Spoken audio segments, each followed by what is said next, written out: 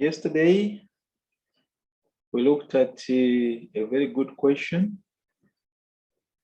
on cash budget, and I'm sure those who attended the session did appreciate the reinforcement that we had.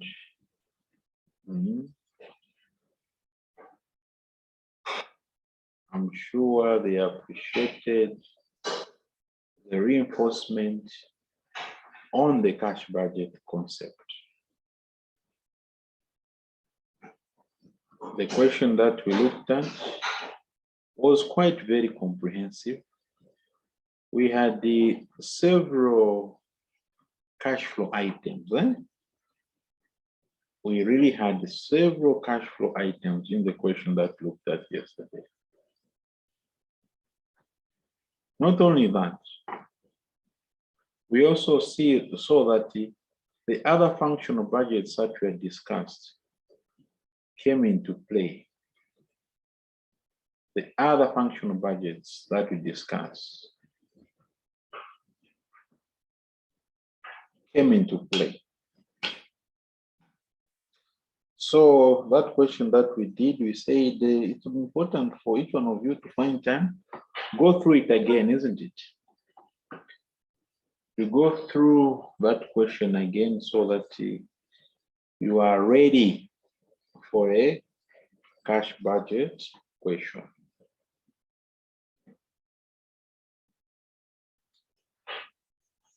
Today, I want to move to concept of budgetary control. So what do we mean by this concept of budgetary control? We discussed the 4 C's of budgeting, remember? We discussed the 4 C's of budgeting.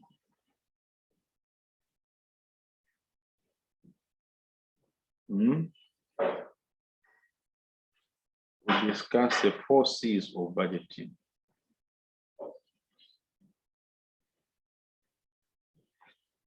The functions of the budget, we discussed them under the 4 C's.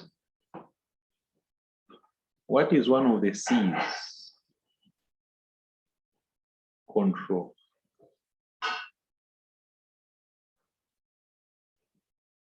We discussed that budgets are used for control purposes.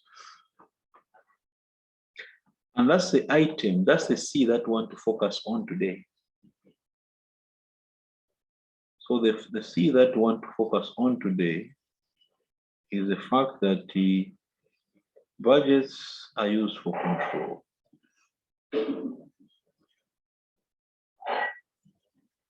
So that's the focus. So once you understand the expression budgetary control, what does it mean? Budgetary control is the practice of establishing budgets. Budgets which identify areas of responsibility for individual managers. Who are these? The production managers, the purchasing managers, and so forth and so on. And of regularly comparing the actual results against the expected results. So have you seen what has come out of the definition here? Have you seen what has come out? Let's emphasize what has come out. Let's emphasize what has come out of the budgeting process. We're saying that in a budgeting process, what do? We establish budgets. We establish budgets for areas of responsibility for the individual manager, such as the production manager, the purchasing manager. So that's what happens. So we establish the budgets. And then what happens afterwards? We need to regularly compare. Where are we?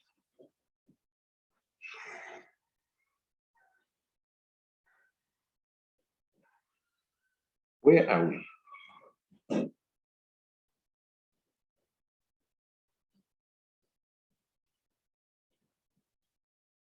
When we do a comparison, we find a difference.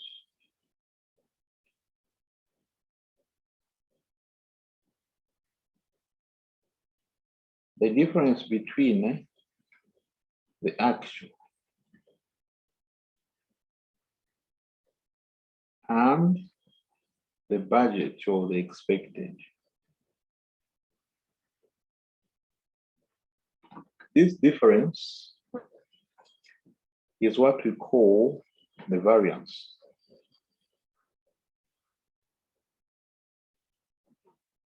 And these are used to provide a guideline for control action.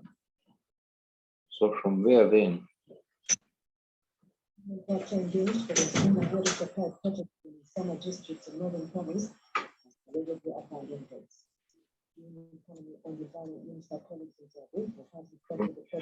carry out control action.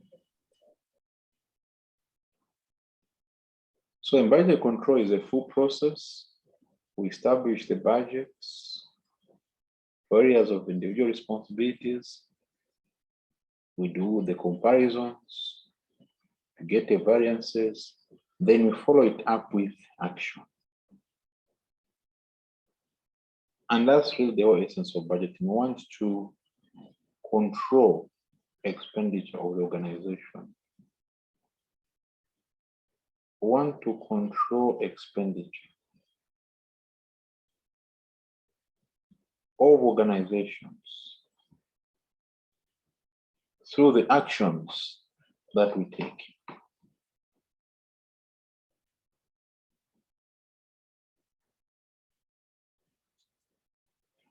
Okay, so let's move on.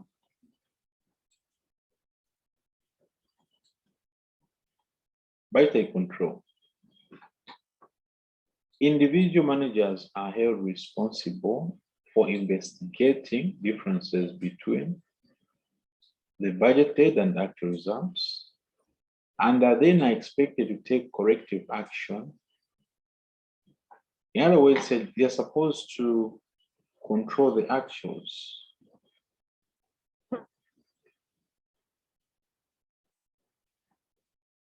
Sometimes we have to amend the plans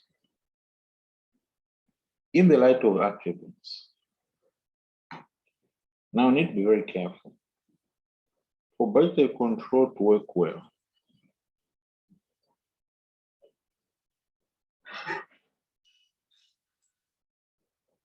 for budget control to be effective,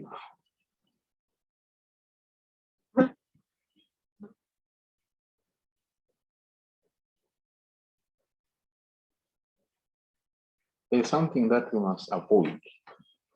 What is that? The wrong approach to budgetary control is to compare the actual results against a fixed budget. So there's a term here called what? A fixed budget. So if we compare our actuals with a fixed budget, we are saying we'll get it wrong. So I'm sure the question is, so what is a fixed budget? That's a fair question. A fixed budget is a budget which is designed to remain unchanged regardless of the volumes of output. Regardless of the volumes of output or the sales achieved. So we're saying whether I produce 100 units, 200 units, 400 units, 800 units, in this budgeting system, we don't care about this movement in activity. Comparison of a fixed budget with actual results for different level of activity is of little use for control. Meaning, you produce a budget. And in this budget, you envisage to produce 100,000 units. Come to the actual. We now have 120,000 units. Comparing a budget for 100 with 120, we are saying is of little use. Reason? We are not comparing like with like.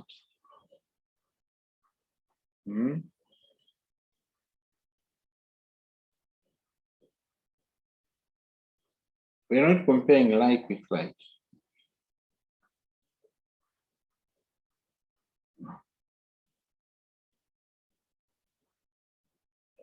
That's where the problem is. So the comparison is wrong altogether.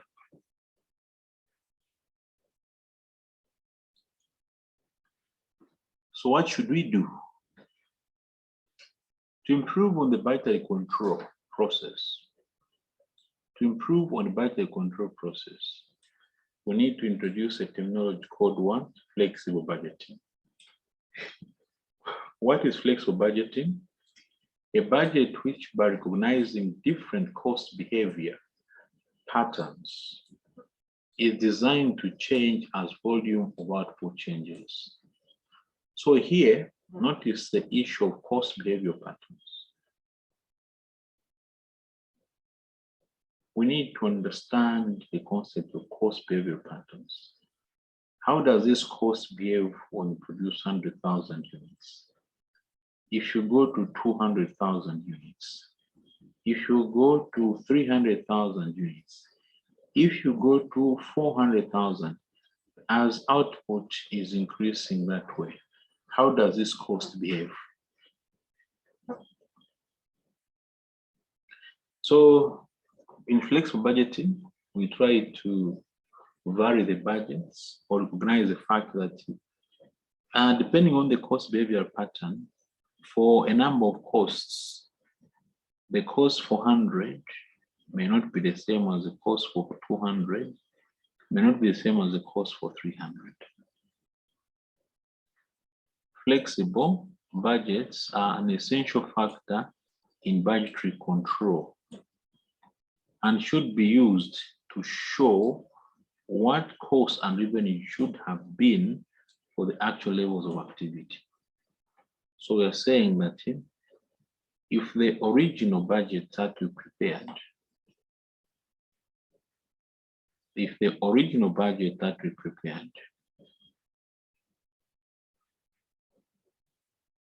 was for 100,000 units, and the actual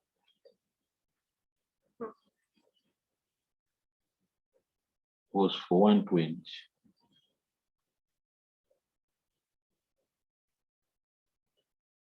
We need a budget for 120. We need to produce a new budget for 120.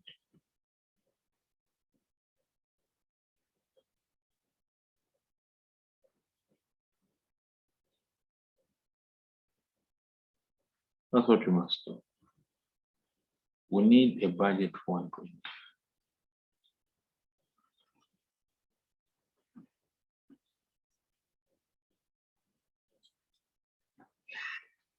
So how do you go about flexing a budget?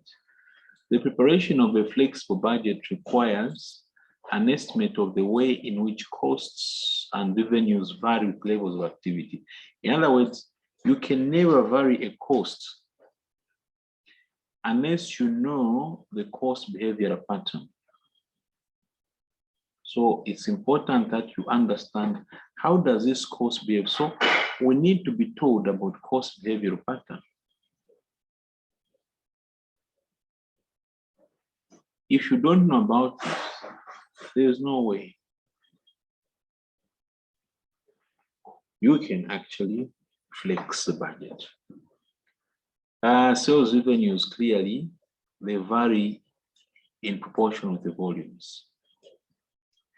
Direct material costs and mainly labor also, they vary in direct proportion with our production volumes. So if the production volumes double, if volumes double from 100 to 200, what do we expect? What we expect is that the costs, direct material, direct labor, will actually double straight. Flexing a budget. Flexing a budget. In some instances, however, it may be appropriate to budget for overhead costs as a mixed cost. There are some costs which are mixed. Part of the cost is fixed and part of the cost is variable, which vary with an activity which is neither production or sales volume. Production overheads in a processing department as an illustration, the total overhead costs will be partly fixed and partly variable. The variable portion may vary with the direct labor hours worked in the department or with the number of machine hours of the operation. So when we have got now a mixed cost, or what we call a semi-variable cost, there's some work that we need to do, but the good news is that most of you know the technique to be used. You know the technique to be used.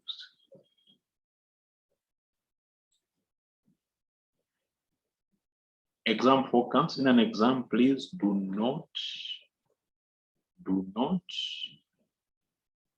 fall into the trap of flexing a fixed cost.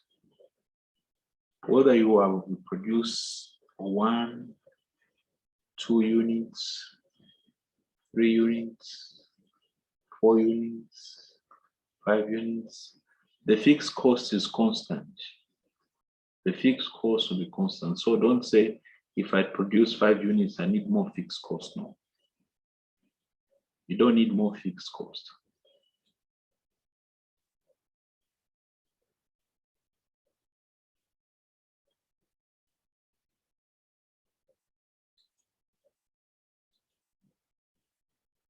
Even if fixed overheads are initially expressed on a per unit basis in a question, remember that once you have calculated the total fixed cost for a given activity level, it will remain unchanged.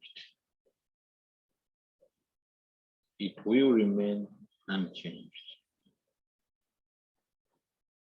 When activity levels alter.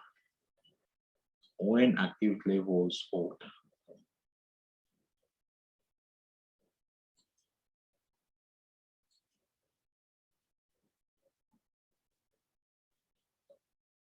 Okay, so how do you flex a fixed cost? In flexing budget uses the principles of marginal costing. In estimating future costs, it is often necessary to begin by looking at the cost behavior in the past. For costs which are wholly fixed or wholly variable, no problem arises. Okay? But you may be presented with a cost which appears to have behaved in the past as mixed, partly fixed, partly variable. For such a cost, what happens? Use the high-low method. How do you work out high-low method? How do you work out the high-low method?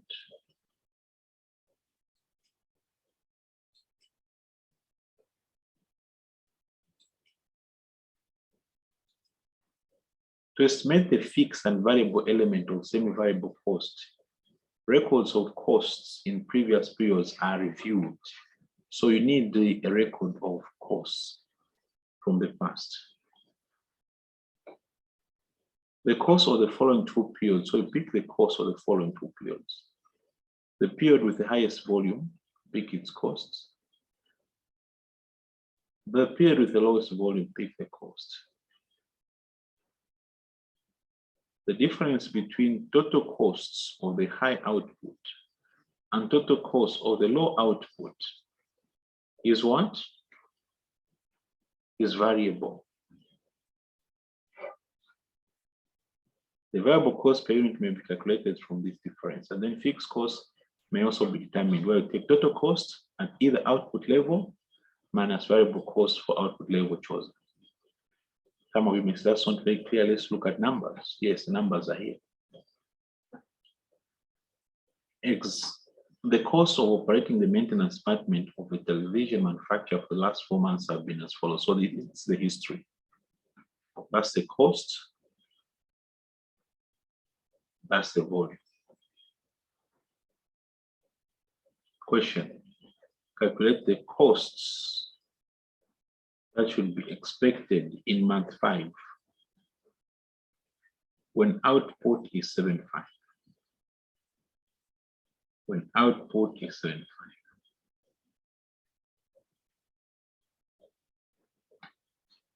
So when output is 75. So what do? We use the high-low method. We use the high-low method. So like we have said, you go back here, to estimate the fixed and variable element of same variable cost. Records of costs in the past periods are reviewed, and the cost of the following 2 periods should be picked. The cost of the highest volume and lowest volume. That's what we're going to do. So let's pick the volume.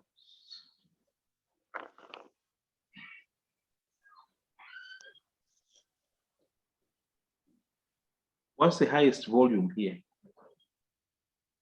The highest volume is what? What's the lowest volume? 6,000. So they say we must pick the cost. The cost. So what's the cost of 8,000?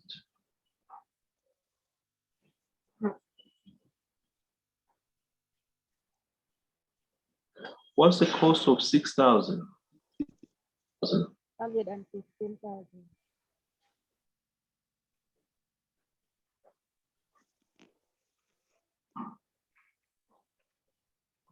So when activity increased by 2,000, this cost increased by what? Let's subtract here. 2,000. Huh? This cost increased by what? 18,000. Why has cost increased from that to that? It's because there's a variable component. So this cost, which has increased, for variable cost element. Variable cost. So the variable cost per unit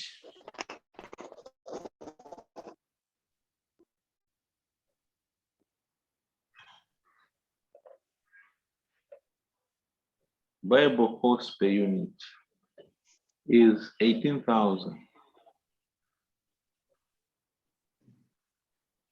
divided by 2,000, giving us 9. So the variable cost per unit is 9.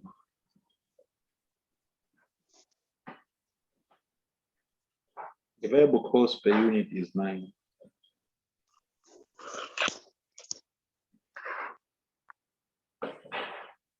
The variable cost per unit is 9. So what of the fixed cost? What do you find the fixed cost?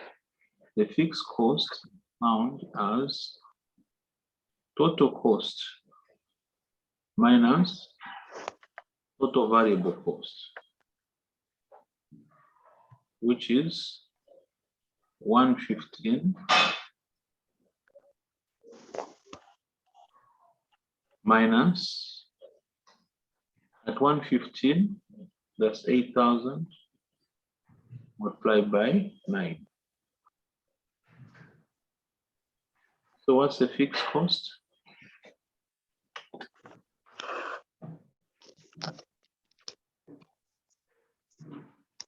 What's the fixed cost?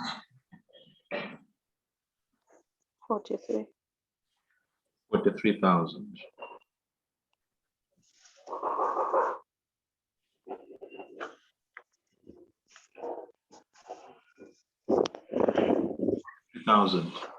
So what have we accomplished so far through high-low method? What have we accomplished so far via high-low method?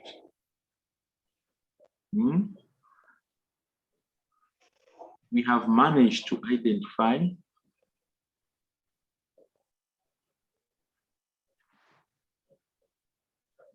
variable cost per unit,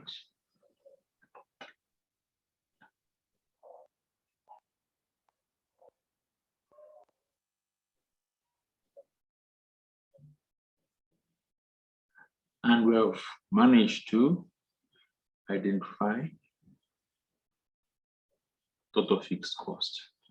Variable cost per unit is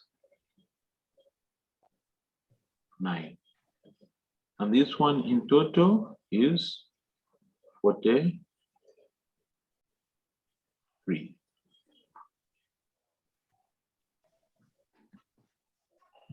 So the total cost at 7.5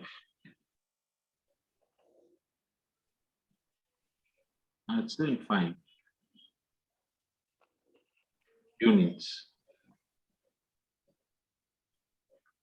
is 43,000 plus 9 multiplied by 7.5.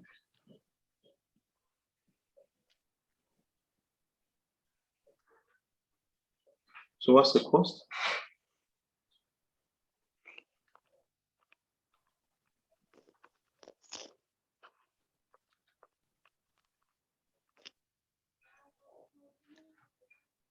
$110,500. 110.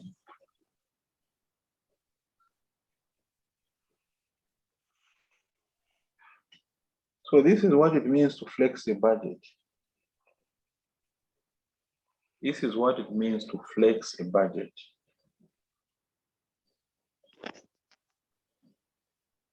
That's what it means to flex a budget. So if we ignore inflation and other things, we can say the budget for 7.5 should be 110,500. Are we okay with that? Mhm. Good.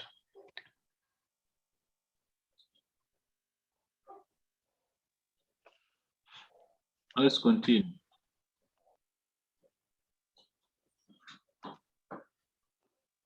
Three manufacturers, a single product, a ball.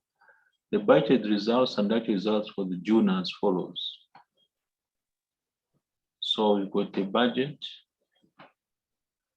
for 2,000, actual 3,000. Then we've got variances.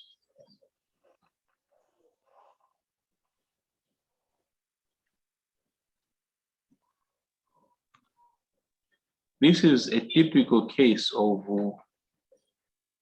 the use of a fixed budget. This is a typical case of the use of a fixed budget.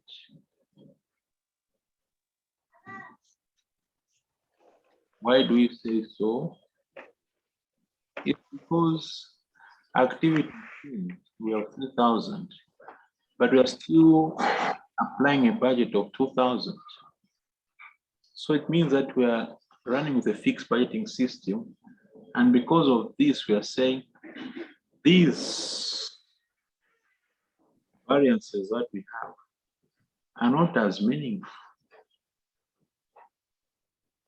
Yes.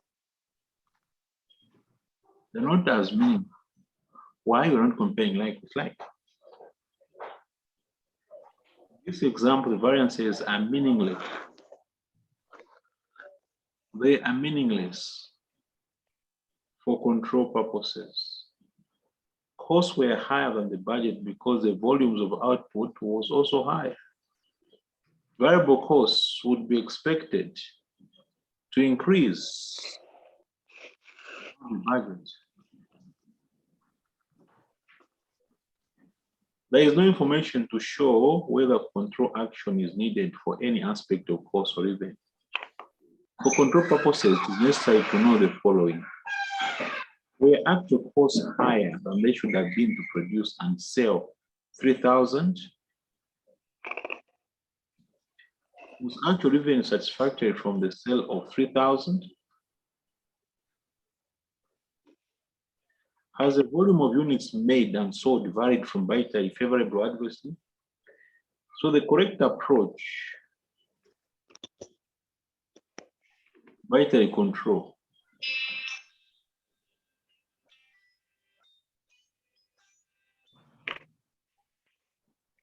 The correct approach budgetary can control is to identify the fixed and the variable costs and produce a flexible budget using the marginal costing technique. That's the correct thing to do.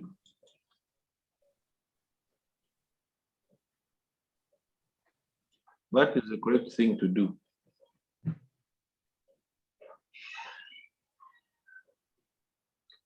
So that is what we must do. So then we need to be given information about cost behavior. If I don't give you information on cost behavior, there is no way you can proceed. But once I give you information on cost behavior, you can now proceed.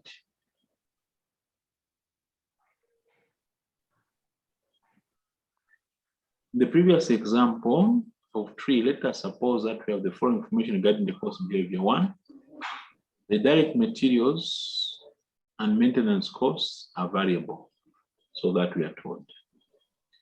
Although basic wages are fixed, direct labor is regarded as variable in order to measure efficiency, so variable. Rent rates and depreciation are fixed. They are here. Other costs consist of fixed costs of 1,600 plus a variable cost of 1 per unit made and sold. Per unit made and sold.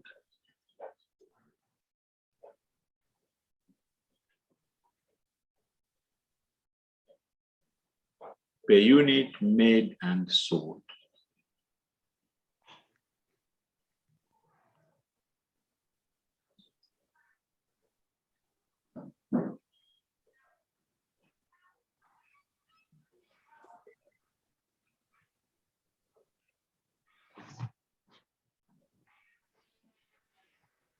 With this information now, you are positioned to prepare a budget, flexible budget. And that's exactly what we're going to do now. That's what we are going to do. So let's do that now.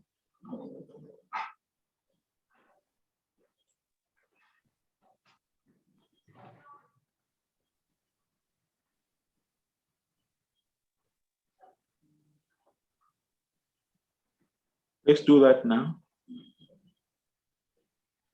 Recording in progress. What happened? Listen, nine.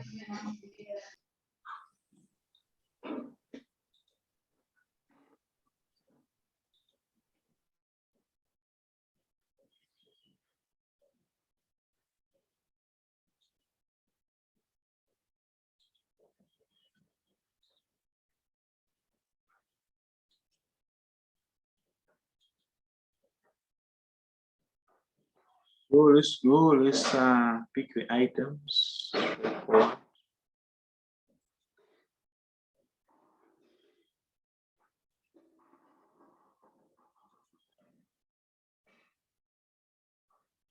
So this was our original budget. This was our original budget.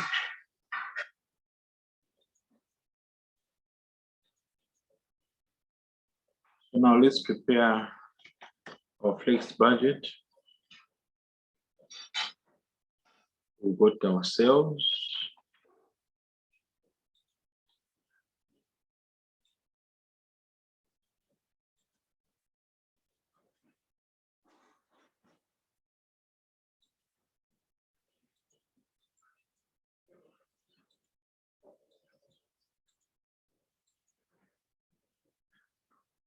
We go. We got the actual.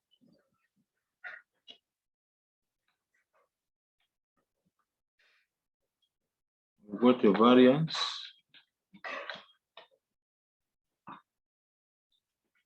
And we've got the budget.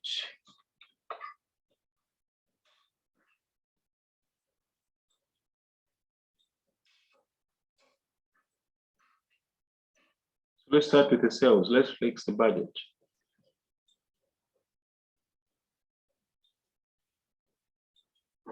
Let's fix the budget.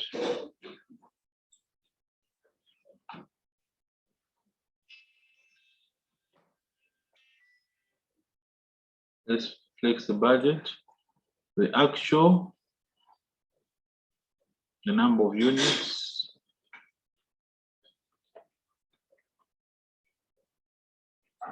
$3,000. Budget, we want the budget for 3,000.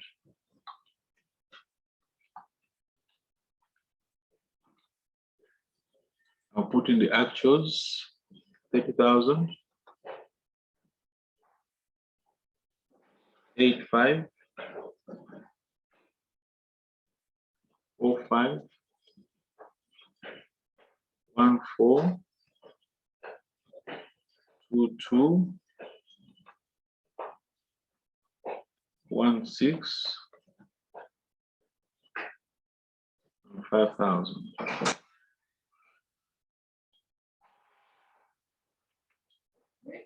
Sales. We get the original budget. What's the original budget?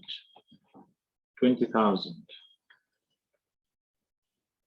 Divided by the original number of units, 2,000.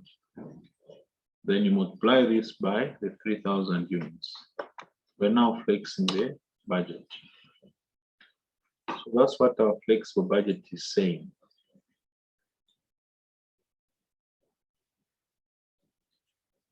That's what our flexible budget is saying. Direct material. Yes, please. Then when you've written budget, shouldn't we have had something saying flexed? Isn't the flex budget a budget as well? Some of us are getting confused because there's the original one and then the flexed. So we are saying the original budget is not really a correct one. We need to put in now the correct budget. This one is outdated. So the one that we must put again here, we are replacing that one now with the flex budget. The budget for 3,000. This one was for 2,000.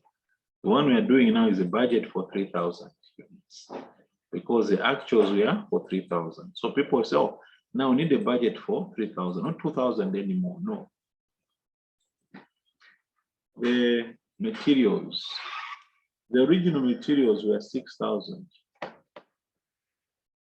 And this was for 2,000. Then you multiply this by 3,000.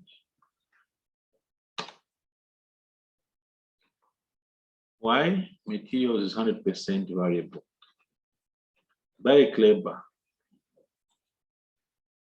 Direct labor, let's go. Original, 4,000. Divided by 3,000, 2,000.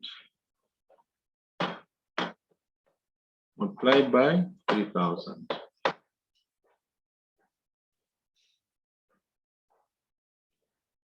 Then we go maintenance. What we told about maintenance costs? Let's just counter check maintenance costs. How should we treat them? Maintenance costs are also wholly variable. So maintenance costs.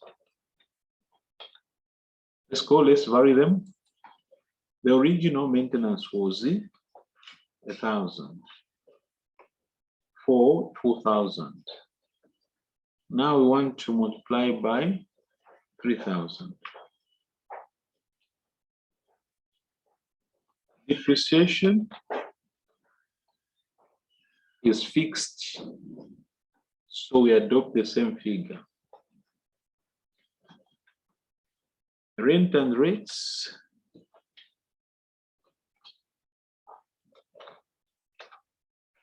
Again, it's fixed, we adopt the same. Other costs, we are told that they have a component of variable. They have a component.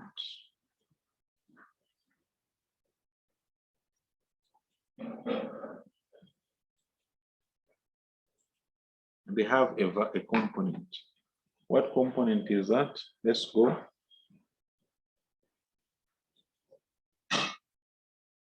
Fixed is 1/6, variable is 1. So let's use that breakdown. So let's go 1/6 plus 1 by 3,000. There we go. So we have now flexed the budget and we are convinced that the variances now that we are getting are meaningful variances. So now we can nicely subtract.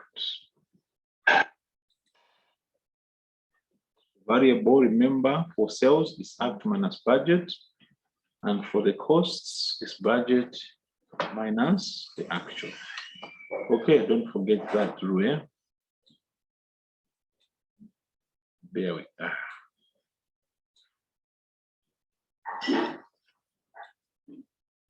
So let's go total cost.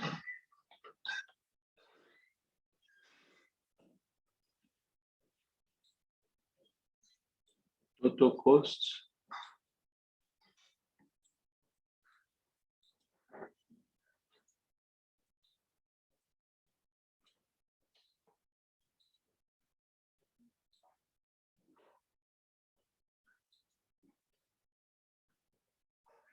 The profit.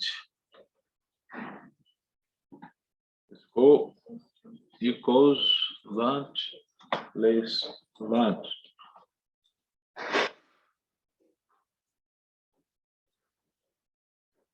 Okay. For that, less that. So now your job is over. You have flexed the budget, and this is what we have. Of course, this one was easy, especially on which element? The element that will just give us a bit of work is just one element.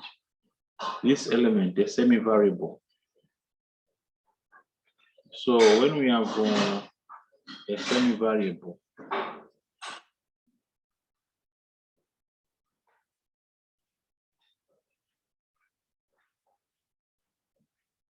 when we've got a semi-variable,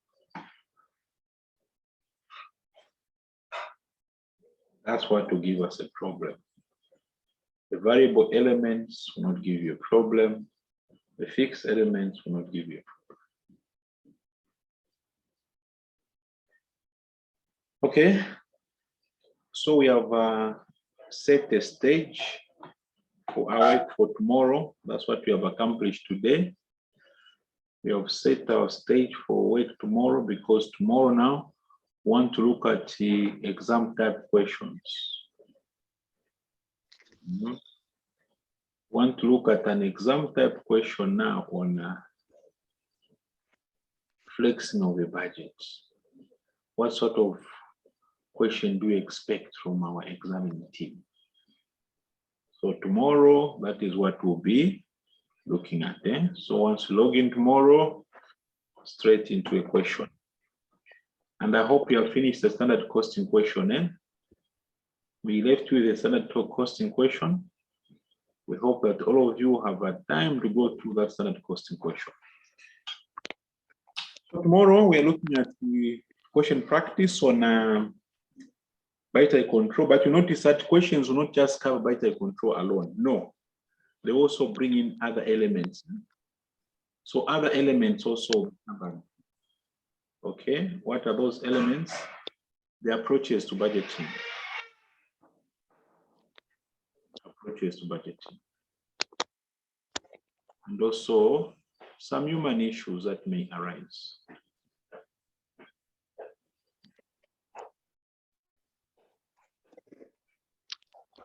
So I have a question. Yes, please. Yes,